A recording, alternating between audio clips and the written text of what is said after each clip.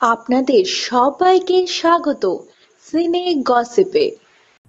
বিক্রম চ্যাটার্জির মামলায় নয়া মোড়, শুনানির তালিকা থেকে তার নাম কাটল কে? বাড়ছে রহস্য। জুলাইয়ের শুনানির তালিকায় গত ৩রা জুলাই প্রকাশিত হয়। তাতে বিক্রমের আবেদনটি উল্লেখ করার কথা থাকলেও তা ছিল না। জুলাইয়ের শুনানির তালিকা থেকে আবেদনকারী বিক্রমের নামটি কেউ পেন চালিয়ে কেটে দিয়েছে। তবে কেউ কেন কেটে দেবে অভিনেতা বিক্রমের নাম তালিকা থেকে? তবে কি রয়েছে কারোর অসাধু উদ্দেশ্য? একটি জনপ্রিয় সংবাদ মাধ্যমের প্রকাশিত খবর অনুযায়ী অভিনেতা বিক্রম চ্যাটার্জি আগাম জামিনের আবেদন গ্রহণযোগ্য হয়নি কলকাতা হাইকোর্টে। কিন্তু ওই মামলার শুনানিও আবেদনের ৩০ দিনের মধ্যে হয়নি।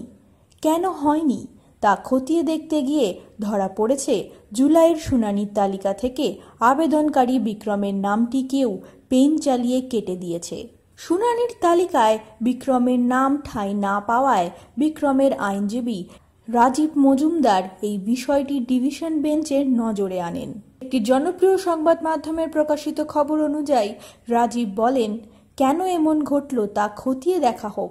সরকারি আইনজীবী শাশ্বত গোপাল মুখোপাধ্যায় বলেছেন, ডিভিশন বেঞ্চ বিষয়টি খতিয়ে দেখতে নির্দেশ দিয়েছে। ঠিক কী ঘটেছিল নিশ্চিত সামনে আসবে। ত্রুটি ধরা পড়ায় সংশ্লিষ্ট বেঞ্চ ক্লার্ককে জিজ্ঞাসা করা হয়। তিনি যে প্রাথমিক ড্রাফট লিস্টটি পেশ করেন তাতে দেখা যায় বিক্রমের আবেদনটি উল্লেখ রয়েছে, কিন্তু একটা সমান্তরাল লাইন টেনে ওই নামটি কেটে দেওয়া হয়েছে। বেঞ্চ ক্লার্ক জানান, তিনি নাম কাটেননি। তার দাবি, ড্রাফট লিস্ট নিয়ে ছেড়ে দেওয়ার পর কেউ অসাধু উদ্দেশ্যে এই কাজ করেছেন। কারা এই কাজ করেছে তা তদন্ত করে দেখার জন্য হাইকোর্টের রেজিস্ট্রার জেনারেলকেও নির্দেশ দিয়েছে বিচারপতি দীপঙ্কর দত্ত ও বিচারপতি দেবী প্রসাদ দের ডিভিশন বেঞ্চ। নির্দেশ দেওয়া হয়েছে দোষীদের চিহ্নিত করে তাদের বিরুদ্ধে বিভাগীয় তদন্ত শুরু করা হবে। প্রয়োজনে আইন অনুগত ব্যবস্থাও নিতে পারে রেজিস্ট্রার জেনারেল।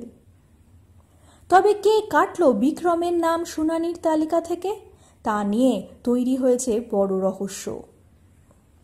এই সংক্রান্ত আরো খবর খুব শীঘ্রই আমরা নিয়ে আসবো আপনাদের কাছে। তার জন্য কিন্তু বন্ধুরা আপনাদের জুড়ে থাকতেই হবে আমাদের সঙ্গে।